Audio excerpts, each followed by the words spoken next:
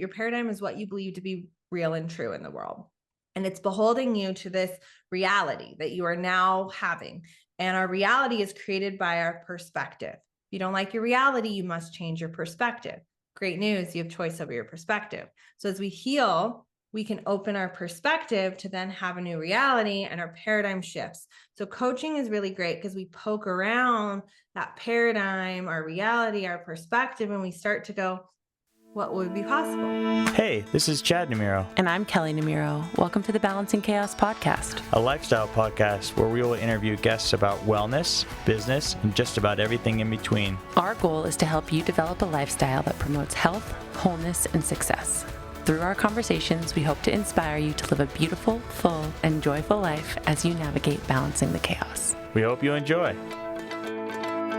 Elizabeth Faye is a hairstylist turned coach, current salon owner of 6 years, author, speaker, podcaster, mom, retreat host, which I definitely want to get into, and a major transformational coach on a mission to help hair professionals create their wildest dream lives. And her partner, Soldberg, is a videographer, breathwork expert, and they run Hair Love together. Their mission is to elevate the stylist and beauty industry and allow for stylists to run their businesses like CEOs, creating wealth and building well-rounded and fulfilling lives in the process.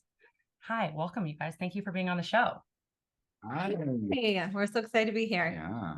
Thank you guys. And I love that you guys do this together like we do this together. This is really like one of the first couples that we've met. So Yeah, I think it's the first couple we've had on. Looking forward to it. Let's do it then. So have you guys always worked together, or did this kind of start like when you transitioned into more coaching retreat stuff?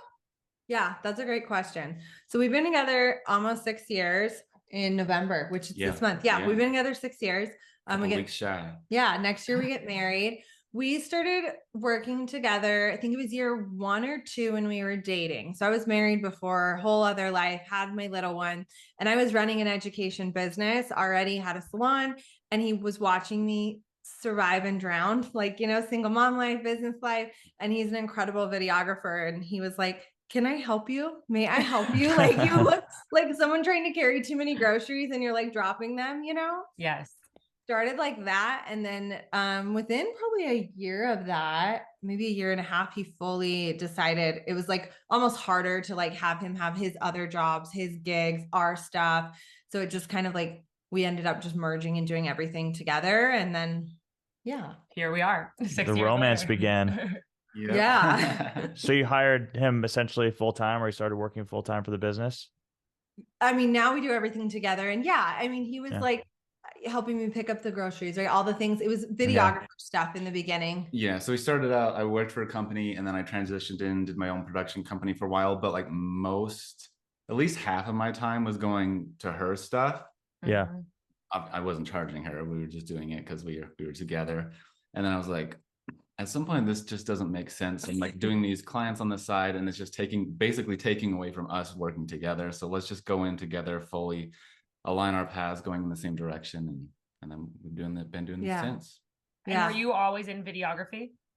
Yeah, I've been doing that for like 15 years. Wow. Incredible. So he was doing education videography work for other companies, and I do education, obviously very different than what he was doing. We're doing like beauty and business and well-being, and he was doing like tech and bigger companies. And so what I was doing was like small fry. He's like, yeah, I can help you make e-courses and programs. Like, this is not a big deal. And, but he was used to working with education. So like making things be, palatable and consumable. Right. And so that's how it started. We were not doing breath work or any of that then. We just were doing business, hair, and like mindset work, but nothing to the extent of now. Okay. So can you tell us, Elizabeth, a little bit about your childhood and like what growing up was like for you? I know you said you were from Vegas before we got on the mic. So tell us a little bit about that, and how you kind of knew that you wanted to be in hair and like hair. Yeah. Yeah. So my path is interesting. So, now I run this awesome education company. We help hairstylists, and all of it honestly ties back to my childhood of like why I do things the way I do started then. And I'm sure we could all trace back our current life to our childhood at some point, right? Yeah. Always goes back. So, grew up in Las Vegas. I was a really, really troubled human, teenager, preteen child. And I got into a lot of things from self-harm, drugs, running away, had a really messy, chaotic, traumatic go at it. Was in different schools almost every year. For a while, I even lived with different families. Later dropped out of high school. But in the middle of that, when I was 12, one of the schools I was going to, I actually box colored my hair and wanted to get the F out of the school and get kicked out. Do we swear on this podcast, or are we? Go for Yeah. it. Yes. Okay, You we can say swear. fuck. Okay, perfect. Get the fuck out of the school. So I wanted to get kicked out. Dyed my hair, messed it up, got expelled, was sitting on the curb, and they're like, don't come back till your hair's natural colored, and which is so funny that was the thing. That even matters. Like, it was so funny, but that was the thing when I was in school. Like, it couldn't be distracting, which is a whole other topic. But anyway, so got kicked out. Mom and dad came to pick me up, and a woman handed me a business card for a hairdresser. And it was like, that moment, like universe comes in, pings you, and it's like, come this way, come this way. So I get this business card. I make an appointment to get my hair fixed. And it was at a really fancy, incredible salon in the Mandalay Bay, Las Vegas. My father takes me. If you were to meet my dad, you'd be laughing that he took me here. He does yoga. He like welded and did manual labor all day. Lots of like charity work with the church. Like, he's just wears overalls most of the time. Like, this was not the setting for him. I loved it. Rolled me up. I was always like champagne taste, even though we couldn't afford it. And so we roll up, I come, I get my hair done, and I was enamored. Like, hairdressers are just cool, Yeah, totally. So cool, so edgy, so express, so wearing whatever the hell they want, just embodied. I was just like, who are these like rock stars? And got my hair done, loved it, connected so deeply with this hairdresser named Brandon. And my dad was so upset at the price. So he's like, you're never going back. And I was like, I was the child. If you tell me I'm not doing something, I'm doing it twice. Right. Yes. So I was like, whatever I need to do to pay you back, but I'm going back. So I paid him back with chores, saved up my money to go back. 6 months later, I came back, put the money on the table, and was like, what can I get for this much? And the hairdresser is like laughing. And he made a deal with my dad that if I would bring back my report card with better grades, he would do my hair complimentary. Oh, wow. Yeah. That's amazing. And so that act of kindness quite literally changed the entire trajectory of my life. And I did that. It was the first time I was like, yeah, maybe I'm worth the effort and the try. And maybe I could like see myself in that way, and I could do that. And because I wanted to feel what I felt in the hairdresser's chair. I wanted to feel heard, seen, and loved. And so I was like, oh, I'm going back. I need to feel that again. I don't feel that at home or church or with friends or in the neighborhood or anywhere I want it. So I did that. And he did that for me until I was 16 years old. So I kept coming back with this report card. It's almost like therapy. Like literally like therapy. Yeah. Yeah. And then at 16, I got offered a job to be a hair assistant with them. And so I became assistant. I worked for free and I swept hair, shampooed hair. And so that later led to me, being a hairdresser and moving up in the industry. And that's how I got into hair. So hair saved my life. Do you still keep in touch with Brandon? He seems incredibly impactful. Yeah. We were a bigger part of each other's lives, kind of in and out. We've ebbed and flowed, and we like Instagram DM here and there. He's no longer in the industry, and we've kind of like, have different passions, but like, he's still always like little shout outs and things. That's awesome. How did this all shape your views on like traditional education? Just out of curiosity, because you have a child now and you seemingly found your passion outside of those constructs. And so how do you view that? That's a great question. As parents? Yeah. So I've told Derek this before. So my nightmares I have about education. Okay. So I have these nightmares about being back in school, and I feel stuck in school. And I remember, Me too. you guys feel that? Yeah. It's common. Yeah. So I would be sitting in class and I see myself, I'm like 12 years old. And I literally remember doing this in real life, and I do it in my nightmares. And I'm like, how the fuck do I get out of here? Like, and I try to reason of why everyone's acting like it's so important to be here. Like, that's what messed with my mind, is everyone's like, you go to school, you graduate, you go to college. and then I don't know what happens, right? And then you get married and there's a picket fence and it's all perfect. I don't know. So I like remember sitting there and like writing down all the ways to make money and things that were creative. And like in my mind, it made sense to leave school. Like I was like, this doesn't make sense. And I really struggled with that before I dropped out of high school. I was like, I cannot come up with a good enough reason to stay here. And that was my problem, is everyone else acted like it's wild to drop out. And I was like, but I think it's wild to stay. And now we run an education company. Our concept is called what? Escape to learn. So, and explain escape to learn. It's the idea of taking somebody out of their normal everyday scenario. You pick them up, you put them somewhere totally different. And we do it in nature. So we'll take them out to like the wild jungle of Tulum, out in like natural preserves, or we'll take them to like a different country, or we'll take them, we live near Zion National Park, so we'll do them in Zion, and the beauty there. But you take somebody out of their normal everyday experience, put them there, it like completely opens up their mind and changes how they think about things, how they learn, and the experience they have. So yeah, in a nutshell, that's what it is.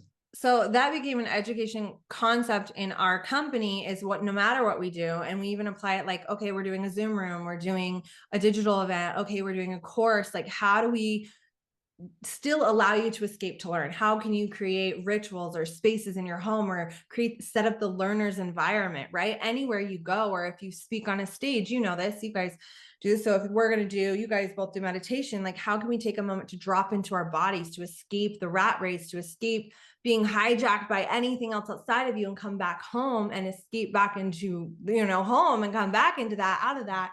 And so then we can drop into a space of openness and receiving and learning. And so later I was in hair school, and Paul Mitchell teaches something interesting with their teachers, their facilitators. They teach you about all the different learning types and how different people consume information differently, and all the different ways. And I remember for the first time in my life going, oh my God, I'm not stupid.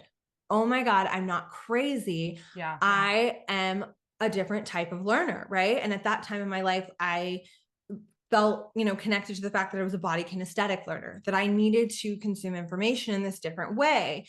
And so I just remember that. And I remember I was a beauty school teacher for years, like helping people create learning environments for them and helping them drop into places where they could then receive the information.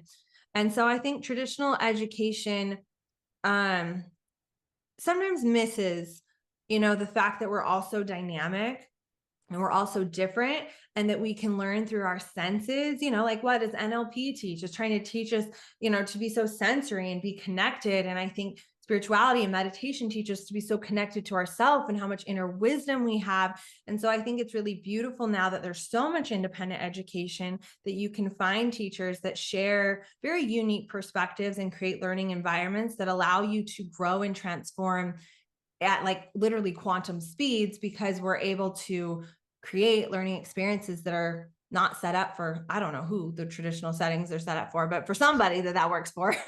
Yeah, I think that it's so important when you make that statement that there's no one size fits all approach, then it can be so much more empowering for the people who do learn differently.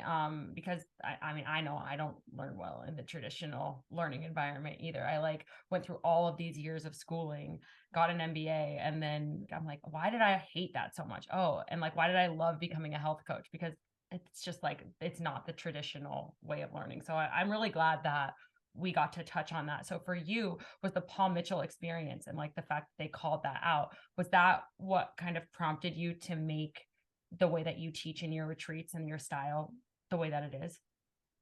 That opened my mind, because that was the first time I realized I wasn't stupid. I was 17 when I went to hair school, so I was really young. And the salon I worked for was a Paul Mitchell salon. So Paul Mitchell was very eye-opening to me, and the hair industry in general, right? Because there's a bunch of ADD creatives, and then they got to learn something, and then they got to learn business. And so watching how they all learned and normalizing that, that was very expansive for me. And then later, I've personally invested hundreds of thousands of dollars into my education, but I'm a high school dropout. And I run an education company, which is kind of oxymoron, kind of silly, And I'm so passionate about always being a student, and I am a teacher, and I was a student myself in life. And so I think, just watching my own growth and where I was stuck and having so many mentors. I've had so many incredible mentors, still do, and seeing how differently I've learned or they've taught, that's been really expansive for me, you know, as well as additional training. But like, I think just being the student has been, oh, I can learn in all these different ways, you know?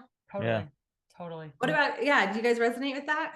Yes, absolutely. I feel like same thing how you talked about like coaches and mentors. Like I feel like we were talking about how much money I'm spending with one of my coaches last night. And to me, like the things that she's taught me, like it's worth every penny because it's so invaluable versus like the traditional education setting where you're learning about like, you know, the history that happened in the 1890s or like what states are, what the capitals of states are. And you're like, how is this applicable to like what I actually want to do with my life? So it totally resonates. So for you, you opened your own salon. That was like the next step out of hair school. Can you talk to us a little bit about that and what that experience was like? Was there drama in the salon or was it like super easy and like everything flowed really nicely? Yeah. So after I worked with that company, I worked in Vegas and Chicago. And then later I left that original company I was with and I opened up my first studio. That was a shit show. It's a total, like, we call it the Purple Salon. It's a story for another day, but like that did not go well. And I became a beauty school teacher on the side because I was so familiar with Paul Mitchell and did that on the side for years. So I had some failed endeavors is my point here. There were multiple failed endeavors along the way before we opened our current salon. And then I ended up taking a job as an employee for another Paul Mitchell salon because I was like, this is just going to be easier. Like I'm in debt. This endeavor got me some clientele and all of that. But like, this is my first go at like this small studio salon situation was not good. Learned a lot.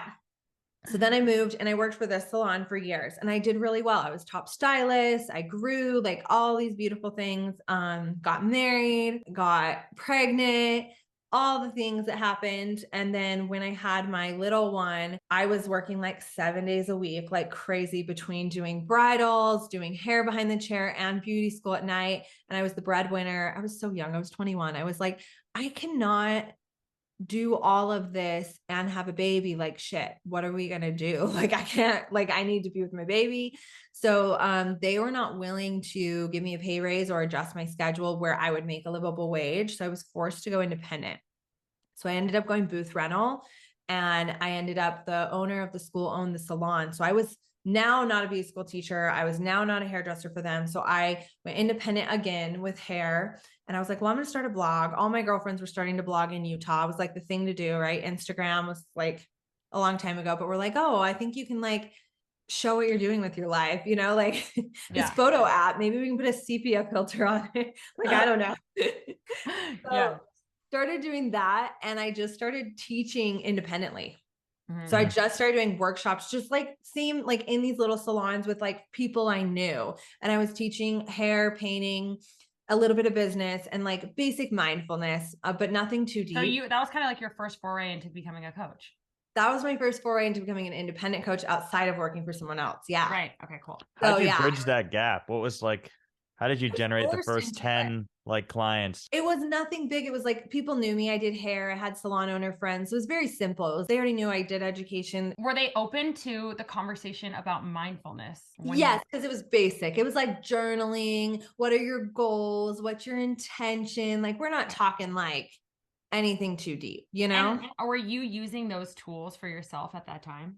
Yes, very basic. Like the secret was like the extent of my knowledge of like the universe and universal power and like what we learned in Paul Mitchell, which is like intention setting, the learner's environment, goal setting, like nothing too woo-woo or deep, you know? That was it. I did that for years and I ended up starting in Utah, then Salt Lake, then Vegas, just with people I knew. And within a few months of doing the small ones, people were like, well, would you go to California? Okay, well, would you go to Portland? Would you go to Texas? And I'm like, yeah, if you could get 10 people, you know, like it just started small. And so I got like an assistant to travel with me. And she'd help me with my little tickets. And then before I knew it, I was going 2-3 times a month places. And people were telling other salon owners, and small classes, like 10, 15, 20 people. Then people would want level 2, right? Like they're like, well, what's level 2? And I'm like, I don't know. I'll come up with it. It's a great question. I'll figure that out. And it started to bust out of the seams. I was renting a chair, and the owner of the salon was so great. They were so sweet. They watched me go through my whole divorce. Like, we're very loving and supportive. Like, that whole salon held my little young troubled self like through so much. And so I got a divorce, became a single mom, and was like, great, now we're on the road and I'm a single mom. This is going to be hard. Then I was just starting to bust out of the seams, and I had an old client call me and ask if I wanted to open a salon. She's like, I have this space. Mm-hmm. You want to open a salon?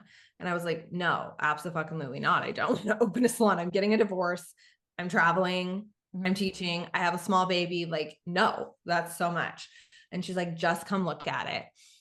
And I was like, okay, fine, I'll look at it. And I came and looked at it. And what I didn't mention to you was at the Purple Salon, that salon that failed earlier. Yeah. Mm-hmm. One of my clients worked for this famous guy in Vegas. Oh, Wayne Newton. You know who Wayne Newton is? Yeah. Of course. He worked for Wayne Newton, Of course. and he gave me a chandelier that was Wayne Newton's, like from their house. It was this old Vegas chandelier. I wanted it so bad. I carried it with me for years, but I couldn't put it anywhere. So I had it like in my garage, in my friend's mom garage, like behind our apartment with the tarp, like random places, because it's huge. Like I had like an apartment with like a shitty ceiling, like, or a studio with a low ceiling. Like, where was I going to put it? Where are you going to put that? So I sold it when I had my baby, because we needed money. Anyway, so I go check out this salon, and I'm like, I'm not opening a salon. Like, this is a terrible time to do that. And I walk in, the chandelier was hanging from the ceiling. Oh my God. That's crazy. That's how I opened a salon. It was very much like the universe was like, you're opening a salon. And I was like, no, I'm not. And they were like, cool, here's your sign. Yes. And I was like, damn it, I'm opening a salon. How many people did you start with? We've had in the beginning a few. It's not very big. We've had no more than 12 people working at once. It's small. I think right now we have like 7. I think in the beginning it was maybe like 4 or 5, and then we got up to like 10 within a year or so. Okay. Is it full time, or did the stylist rent spaces? I've done everything. I've done a little commission, done a little hourly, done booth rental. Now it's booth rental. I keep it so simple. Yeah.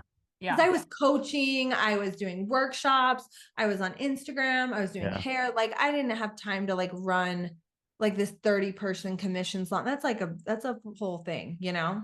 Right. How does that work? They bring all their supplies and they kind of manage everything in their book of business independently, and they just use a space, or is there a little bit of crossover? It's like, I mean, it's essentially being a fancy landlord. Like, you provide the space. And think of it like an HOA fee, depending on how luxury or not your salon is, right? Your rent might be more or less, and you provide certain amenities. It's pretty simple. Yeah. Like we work for hair. Yeah. Exactly. Except without the ending. So at this time you guys meet, and then you're like getting into the coaching world, right? So I've heard you kind of talk on your podcast about how there was like a kind of like a low point for you, where you were like, I need to do like real deep healing. I need to do like the real inner work. So can you guys talk to us about what that was like, and then how that has informed your business together, and like what you guys do? It's changed everything. For sure. Okay. So somewhere in the middle of all this, I had launched my course, my program, which is now has a different name. And that's when so we started dating. I was doing this program, doing workshops. He's watching me struggle. He steps in with video. It was bad for like a while, like our health stuff. It was 2019 that was like the all-time low. Stress. Okay. It was stress. So here's the deal. I thought I was sick for years, and I was waiting for like a terminal diagnosis, someone to be like, you're dying, you have cancer, you have 6 months, we're done. There's no world I was like, oh, you're so stressed, you have adrenal fatigue, your hormones are wrong and upside down. This is why you are starting to get autoimmune diseases. You need to do trauma work. That was not in my field of consciousness at all. It was like, you go to a doctor, they tell you what's wrong, right? You do the thing. So we didn't know. I know you know this. You're like, yes, oh Yes. my God. That's why I was excited to talk with you because you're gonna laugh at our story because it's probably the story of so many of your clients or even yeah. Everyone is like, my hair is falling out. I'm exhausted all of the time. I can't lose weight. My digestion is awful. And like, yes, like, especially when you're coming from that place of adrenal fatigue, then you have the anxiety piece at play where you're like, oh wait, am I dying? Do I have cancer? I'm a hypochondriac. Everything is like the world is falling down. So yes. So tell us a little bit about like, were both of you guys feeling that? Like that? So his journey is different. Tell him a little bit like how long you've had depression and what that was. Mine was more mental, not as much like health stuff, but yeah, I've struggled with depression for pretty much my entire life. So we started dating in his 30s and he was severely depressed. Yeah. And I had probably been on medication for like 5 or so years at that point. I went most of my life without doing anything, hit kind of like low point 1. And then they're like, okay, medicine. So I did that for 5 years and then it stopped working. Essentially, they kept upping the dosage, trying different ones and nothing was working. And we went on a tour. So I had this genius idea to go on a tour. The tour was like 2019 tour. That was like the culmination of everything in both of our lives focused into one little podcast. But we're like, we're going to go on a podcast tour. I had this brilliant idea. We're in Paris and I'm like, I'm going to buy an RV. We're going to make it rainbow. We're going to go on tour. It's going to be so much fucking fun. It was a nightmare. It was a horrible experience. Literally like, and I've had people be so inspired by my tour and ask me how it was. And I'm like, I will tell you, it was for you, it could be the best thing of your life. It was the worst thing of my whole life. So no, I don't recommend a tour, but like live your life, do what you feel called to do. And then I've had people email me and be like, I went on a tour. It was horrible. And I'm like, somebody went on a good tour somewhere. Was it just really stressful? It was like the pinnacle, when like, okay, I'm having all these health issues. I don't know what's wrong. He's super depressed. His medicine stopped working. And this was the moment we were like, we have to change our lives. Well, and right during that time, it wasn't planned, but because of the tour and like so much things, I basically went off my medicine cold turkey, which is not recommended at all. But so we go on the tour. There's no way for me to get it. My doctor couldn't get me like new medication, and it wasn't working anyway. So it was like after the tour, we were like, we have to change everything. Like what we're doing to heal isn't going to work. Therapy's not fucking cutting it. Medicine's not fucking cutting it. Like little bit of self-care here and there is not cutting it. Balancing shit out at work isn't cutting it. And we got introduced. So we had multiple people talk to us about breath work and psilocybin. And we both grew up really LDS. And so like, to me, psilocybin was drugs. And I was like, I already did all the drugs. Like, and that was a bad thing when I was a child. And they're like, no, it's medicine. It's healing. For me, it was like a very person that we trusted who was like a very successful like businessman type, somebody you wouldn't like. He wasn't like a hippie looking dude, like so for him to say that to me, I was like, okay. And then he recommended a book which I read, and then the book How to Change Your Mind, which is now on Netflix as a movie. And we were like, okay, so breath work, psilocybin, we're open. We started hearing about trauma work, and we started doing our first work with all like the universe aligned at the right time. Our life exploded, and we were like, those moments you come to your knees and you're like, I'm open to anything. Like, it's so fucking bad. We hate ourselves. We hate each other. We're sick.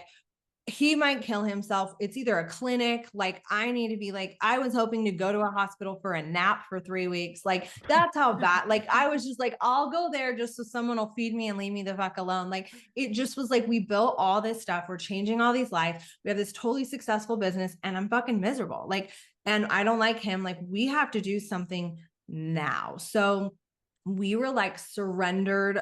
I give up, like, I'll just give it open.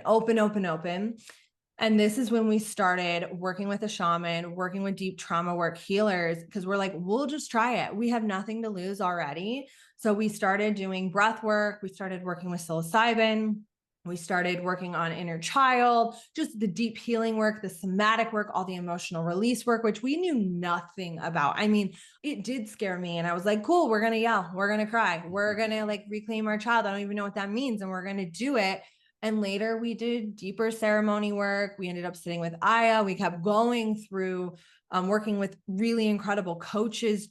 We basically got to a point where we're like, our issue is a symptom of our own shit. So sitting in couples therapy to talk about why you're triggering me or how I'd like you to do something different or how you'd like to request me to do something different isn't even a conversation worth having, because we both need to work on ourselves. We both need to heal ourselves. We both need to heal our inner child. And if we reintroduce each other and we like who's here, cool. If we don't, we'll consciously uncouple. And that began, I mean, we just did it. We just invested money and time and energy and started to heal, started to change our health, started to just give it a fucking shot. And oh my God.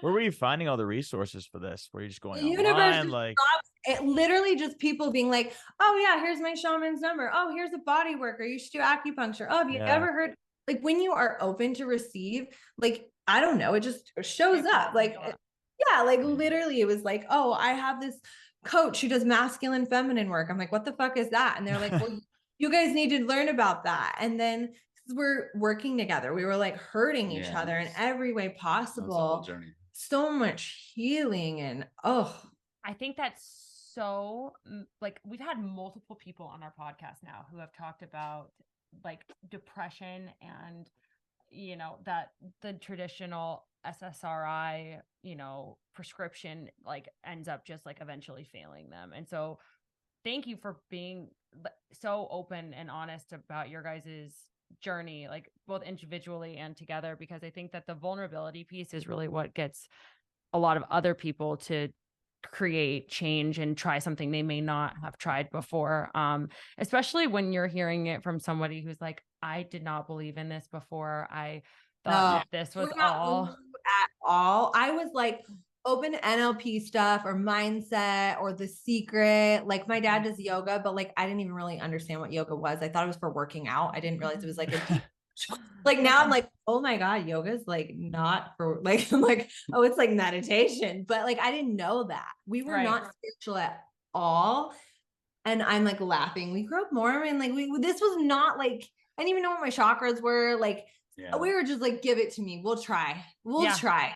We're going to die if not. That's literally how it was. And now I'm like, oh, my stress and my trauma is what made me hustle my face off, which then lead to adrenal fatigue. And I was living through like my wounded fucking everything. And then that's why I was starting to get autoimmune diseases and I needed to heal on a cellular level so my body could regenerate and go back to its original state of love and fucking health and well-being, Also, thank you for connecting the dots to the listeners between stress, chronic stress, and autoimmune, because I think so many people are unaware of that. Are you fully off of your prescriptions now, Derek? Yeah, so it's been since 2019. Yeah, it's more like a band-aid. Like if you're really bad, like there's nothing wrong with taking medication. Sure. No, I don't want to put that out there at all. Doctors, this is our experience. And I always tell my clients this who are like transitioning or healing or trying is work with your doctor, work with your healers, like have them check on you, all of that stuff. This is our experience. But if it's something you're interested in, there's other options in healing available if you want to try it, if it feels safe. Yeah. But yeah. But so like when they were no longer working, it just like numbs you out. And I remember when I was starting to like feel again. Oh, this is funny. It was like I had gone so long without feeling things, like my emotions were like crossed, and I would start laughing about something and then just start crying. I'm like, I'm not sad. I don't know what's going on. I'm just crying for no reason because I'm laughing. And it's like, you're feeling emotion. Oh, you want to feel? I'm gonna make you feel all of them. Like it was cool. It's crazy. When you're disassociated from your body or disassociated from your emotions, meaning feeling not I'm just saying this to anyone hearing, feeling not connected to your emotional body or your physical body in any way, or they feel separate. We live a lot in our head and in our psyche. And so it was a really beautiful experience. As we healed, you come back into the body, back connected, mind, body, and soul. And so for him to feel emotions, to understand what they were, to be able to express them and manage them. And especially as a man, right? There's so much programming around not feeling your emotions. There's so much programming. So there's so much healing to be done there to feel more expressed. And so it's been beautiful to see him do that shadow work. That's fucking hard work too. And to see that in our relationship with our child, who's a boy, and it's just all big work. All big work. Yeah.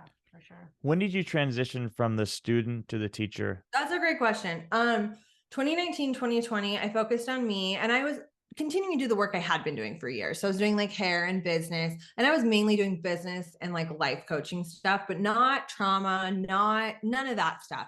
I ended up going and investing in multiple certifications and mentors in 2020. I did it in 2021. I just finished 2 more in 2022. So I didn't bring it into my work until 2021.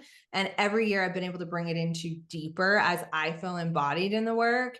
And so I never bring in anything I don't feel embodied in. And it doesn't mean embodied doesn't mean solved. Like it means tools I'm resourced in that I know how to use, that I feel like I can.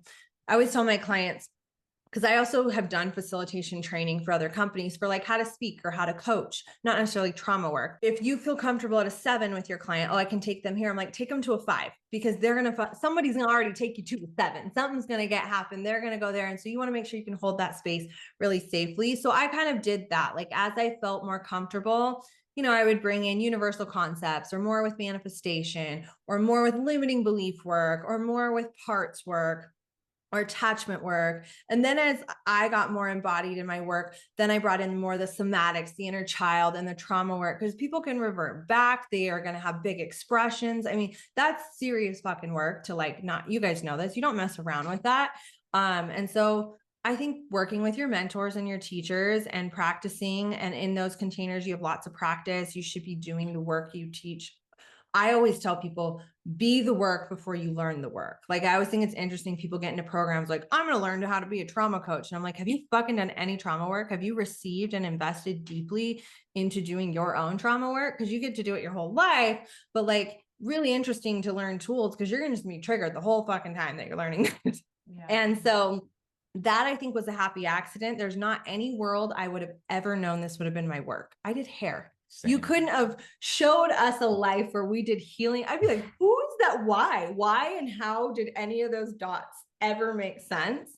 So it just kind of has happened. And it was like, I had this community already and these clients, and I was like, I can't pretend like I don't know what's going to actually help them heal on a deep level. Like that didn't feel authentic. So as I feel embodied, I bring it in more and more.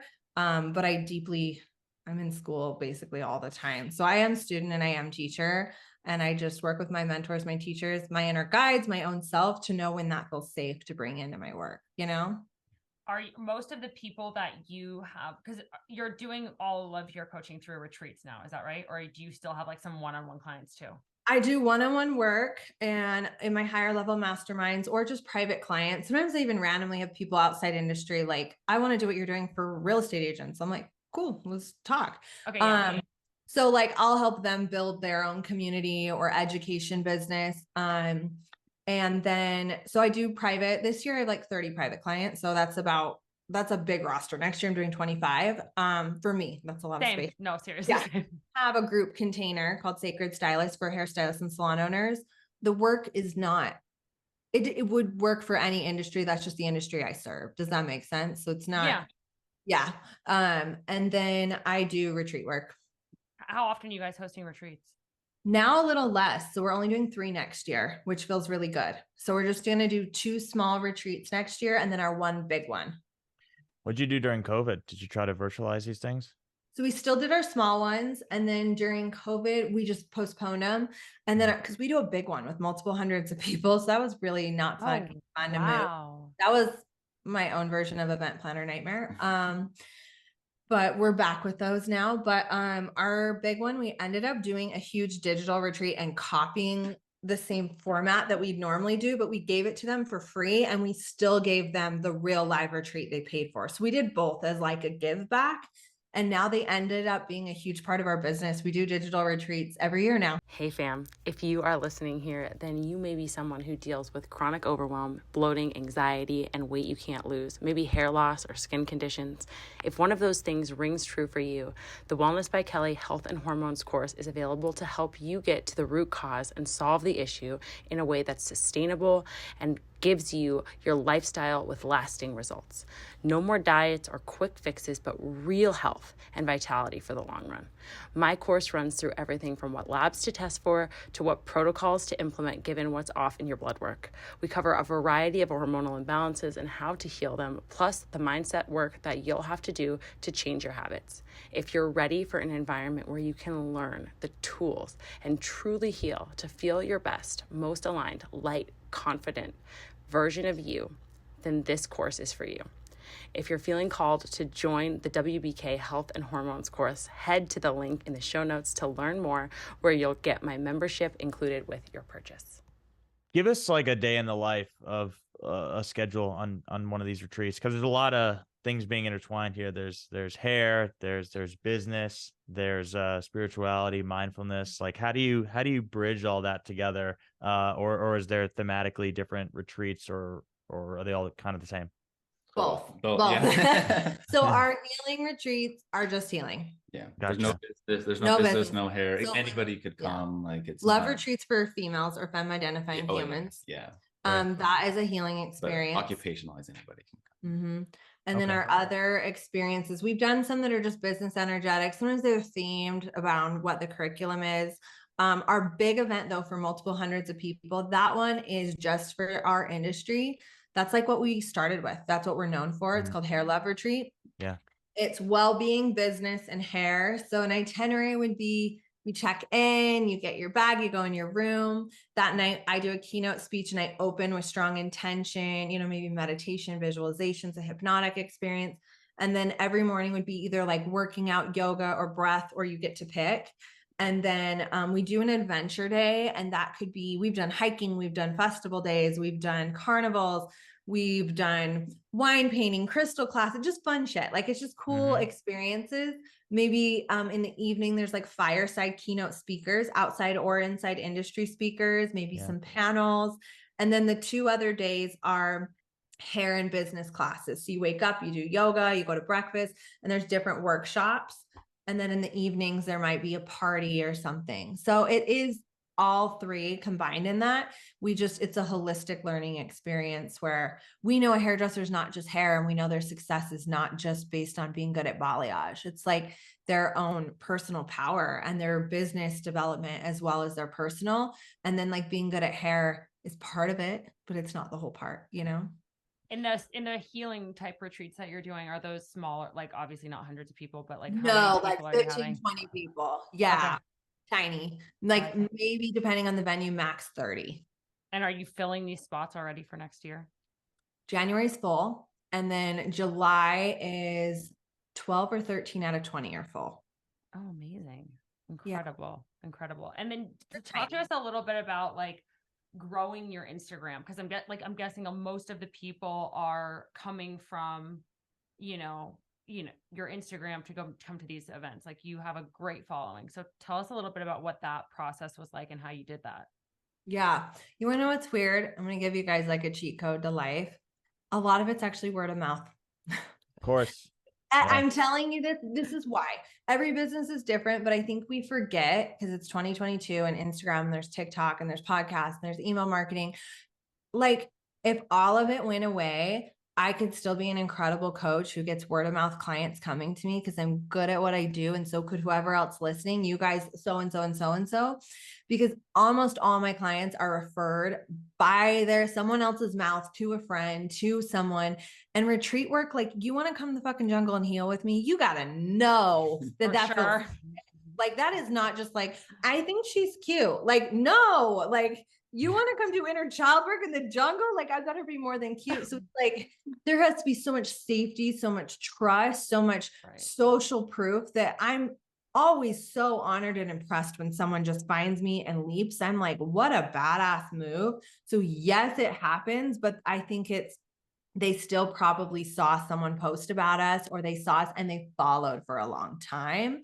So I'll say, I can talk about growing your Instagram, but I think the best way to grow your community is, I think the best way to grow your Instagram is to grow your community. And the best way to grow your community is to fucking treat everyone you work with like I think of me being a hairdresser. Like I use my hairdresser in me to grow what I've grown. You love your hairdresser. You have such an incredible relationship. You're so close. Then they tell their girlfriend. That has been the magic that's been Hair Love, is like we treat it just like a hairdresser client relationship. And I have clients who are with me for 5 years, and then they bring their friend, and then they do this. Like, so I think like grow your community, and your community will help you grow your Instagram, which will help you grow your authority. And then your authority will start to then be the gasoline on the fire, which then grows your Instagram, and people go, oh, this is interesting. So I think being in purpose, sharing, you can't give up. It just takes time. I've had so many events that lost money, so many courses that didn't launch, so many times I speak for free. I spoke for free this year. So many things that I show up for if it feels aligned. And there's also so many that make money and are awesome. So it's like all of those are part of that puzzle, and just treating everyone you work with like, I mean, unless you don't want to work with them again, but like if you want to work with them again, or you want to call in that person, continuing to leave people better than you found them. And I think that we make it harder than it needs to be. And my Instagram grows slow as dirt. I'm not going to lie. I've been doing this a long time. I don't have a massive, I don't have 1 million followers. I have 58,000 followers. I've been doing this for 10 years. And I've been on social media consistently for 6 or 7. That's not fast, guys. That's not fast, but I'm not focused on going viral. I'm focused on serving the shit out of people and changing lives. Oh, so it depends what you want. If you want to go viral, it's a whole different strategy. I love that. I think that even for me, my mission is I just want to help people. I just want to help people. And I have been doing this. I started an Instagram with my sister. And so that was back in 2016. So it's been 6 years. And I've same as you, I think 60 something thousand followers or something like that. And it's taken so much time. It's so much consistency, but my ultimate goal is helping people, not having 1 million followers. And so I'm happy with that. So it's you can change a lot of lives with 2,000 followers, with 200 followers. Yes. 100%. It's all and about if you want to be viral and be an influencer, whole different strategy, whole different conversation, go for it, but totally different. Right. Because you're spending so much of your time, yes, you're on Instagram, but you're also spending so much of your time holding space for the clients that you see one-on-one. And that's what I care about. I want to show up on Voxer. I want to share up in my DMs. I want to show up in my stories with inspired content. I don't give a fuck about how many people follow me. I give a fuck about who follows me. Yeah. How I impact them. So I just think stay in your purpose. It's just a number, genuinely. I feel like we could talk to you. Yeah, it's refreshing. So many, 1 million more. It's just not what you hear these days. It's always about scaling, potentially raising capital to scale, or paid advertising. It's all about reach, and not necessarily just offer the best quality product or service at a very unit level, human. Because it doesn't matter what you do or how much money you raise or what vertical you're in. Any great product or service is going to have good word of mouth reach, and that's always what's going to drive everything at the end of the day. So you just don't hear it a lot, It's not something you get coached on often. It's different parameters. I know, that's why I'm not the business coach for everyone. I'm but a person that wants to be so conscious, so connected, so in soul. I'm you're still going to make a fuck ton of money. It's going to feel really good though. It's going to feel good. Yeah. It's just going to feel really good. And you know what? You're not going to have to make a fuck ton of money to feel good. You're going to feel good first. And then the money's going to come to you because you're so in your service and so in your mission. And that's my perspective. And that's our perspective in life. It's just feels good and aligned to us.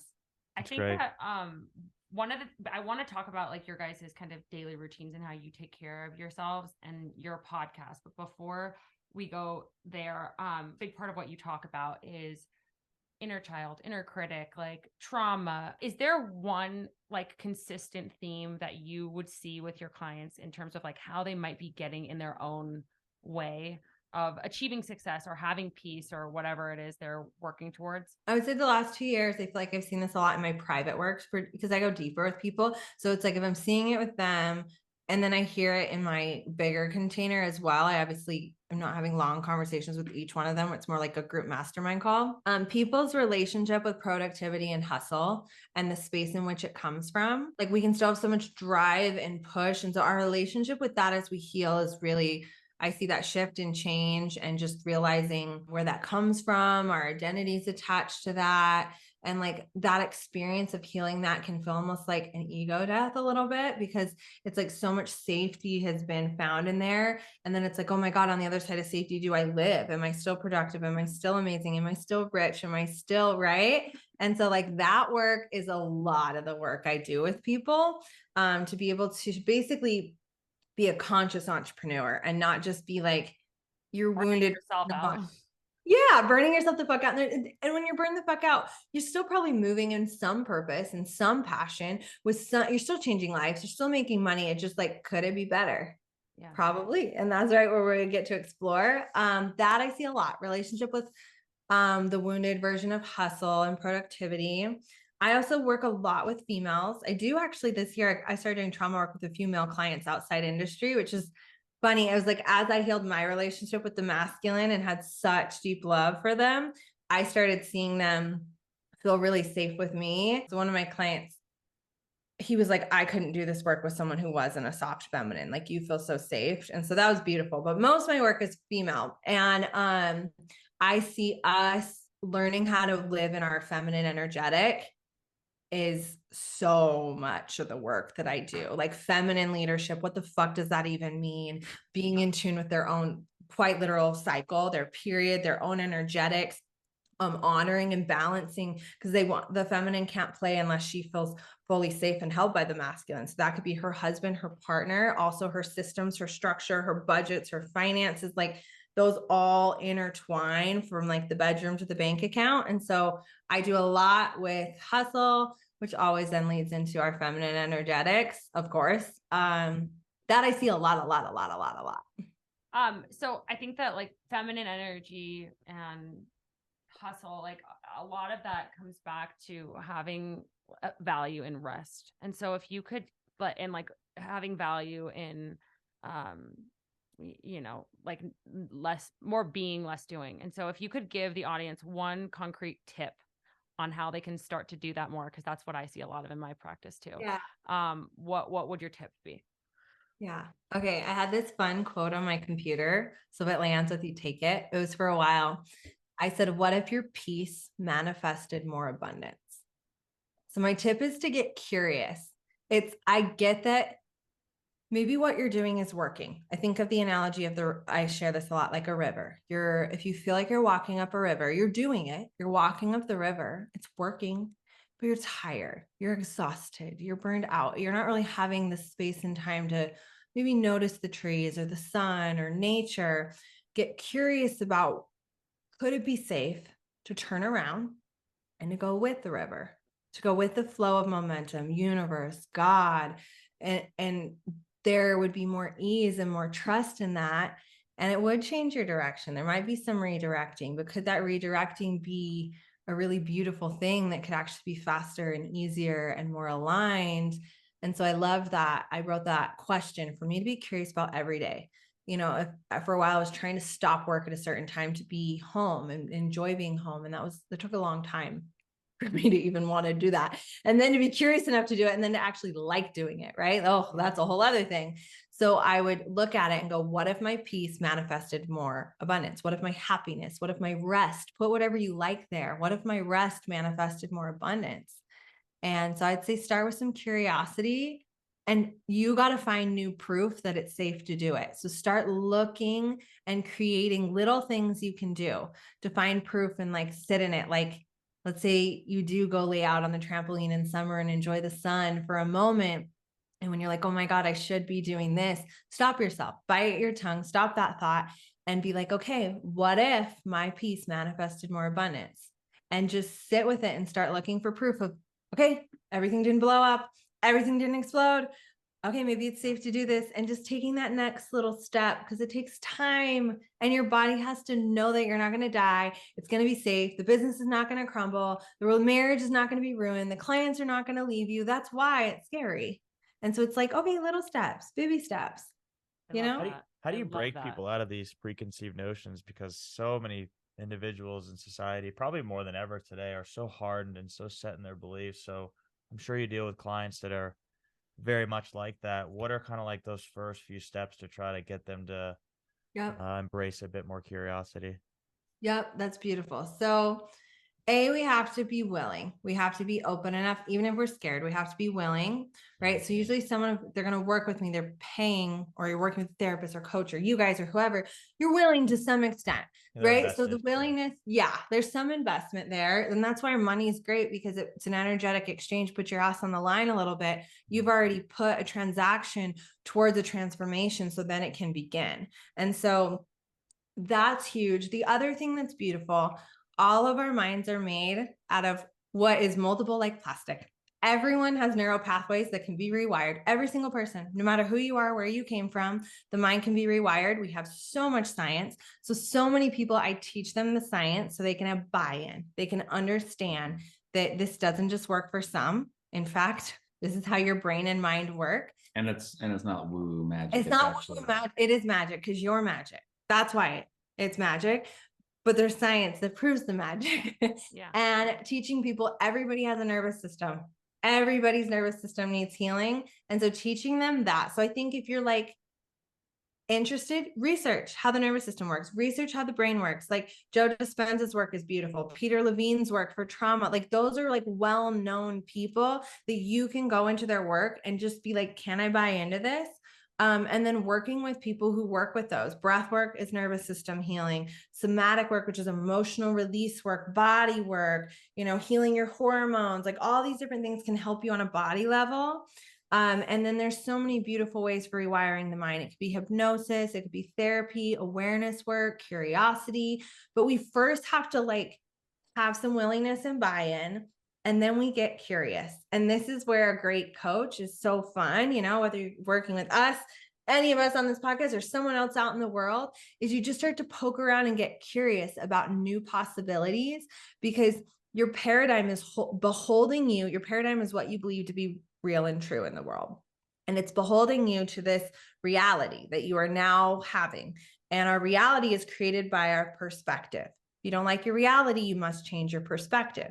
Great news, you have choice over your perspective. So as we heal, we can open our perspective to then have a new reality, and our paradigm shifts. So coaching is really great because we poke around that paradigm, our reality, our perspective, and we start to go, what would be possible? This is why journaling is powerful. Meditation is powerful. We start to get curious. We start to fuck around and say, is there a different option? Is there a different availability? Could I be more open? Could I be shown? Show me, universe. Show me, God. Show me something I cannot currently see. I'd like to see different, and I want it to feel like this. So I think that curiosity leads to openness. And then when that beautiful new awareness can come in, then we can start messing around and taking some action and trying it on, So I don't know if does that make any sense? No, 100%. I think that's like one of the biggest, like women first will come to me to talk about, their hormones and their, cortisol levels. And then it's like, as we get a little bit deeper and deeper, then we're talking about, okay, what's your perspective on this? And how can you start to see this differently so that this isn't stressing you out so much, or this isn't causing you so much heartache? And that is really where the coaching is. So I love you pair hormones with your coaching, because you have to. The emotional body affects the hormones 1,000% through the body, and then your nervous system can't heal. It's just going to keep producing the hormones that you're trying to fix with the supplements. So exactly. Every emotion, every thought we have creates a chemical reaction. Yes. And that is your hormones. And so yes, I cannot agree with you more. I love that you do that. Thank you. They have to be together, or we're only dealing with half of it. That's why it's so valuable, right? To hire you as a coach and work with you, because you're able to hold them on really a mind, body, and soul level. And I think the thing I'd say, it takes time. The body's a computer, and the mind is a computer. The body's a fucking typewriter, guys. Yeah. Mind is computer, body's a typewriter. You got to be so patient and so loving. And it took you so much time to get in the position you're in. The hormones fucked up, the business this way. Give it some time to undo, unlearn, unwind. Yeah. Calibrate. Repetition. It just takes time. Healing takes time. And it's fine. It's fine. It's all beautiful. 1,000%. Yeah, I love patience is that. important. Patience is I not say something that to you everyone deserve. I work with. Yeah. Um, Lose weight. You're like, cool, ready for a journey of time and love and remembering. body image, all of the things. Yes. Yeah. Here we go.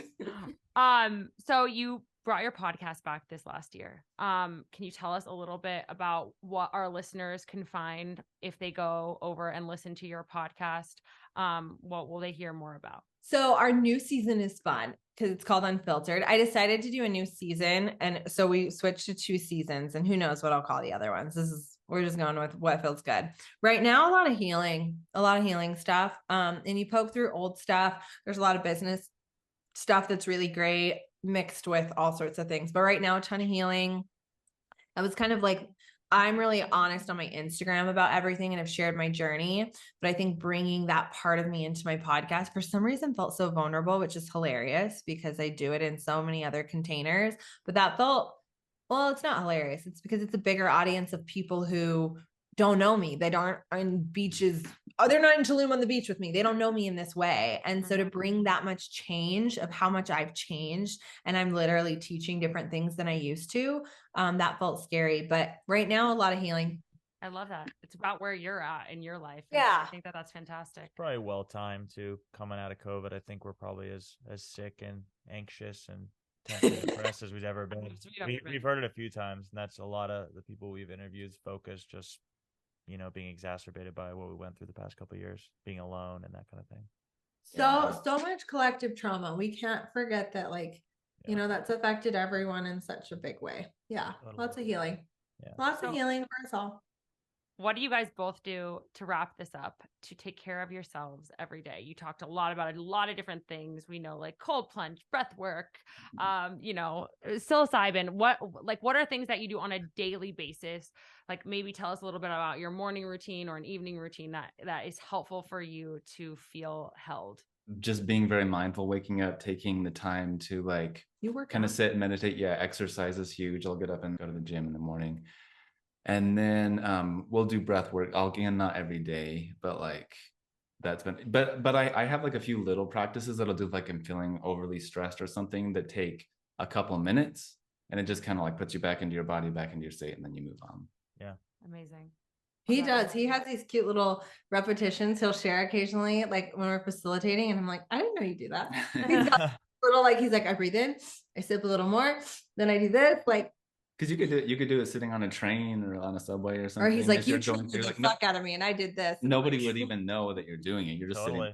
I am more I do the same things all the time. So he works out every day. I drink cacao every morning. I do hape almost every single day, which is a really beautiful indigenous medicine. It's like a tobacco and snorted through your nose, actually. So it's great for meditation. So I work with cacao every single day, hape probably 4 times a week. And I do it before just sitting down and meditating. I do a lot of movement and breath, and I try to get into my body a lot. If I'm being creative, I'm getting nasty with it. I'm a wild woman. And then if I need to get a little more serious, sometimes I sit in stillness. But that's what I do. And I do one emotional release session about every week with myself where I set up an appointment to feel my feelings. And sometimes those are really great feelings. Sometimes they are not. And it doesn't matter what they are in advance. I'll figure it out when I'm there.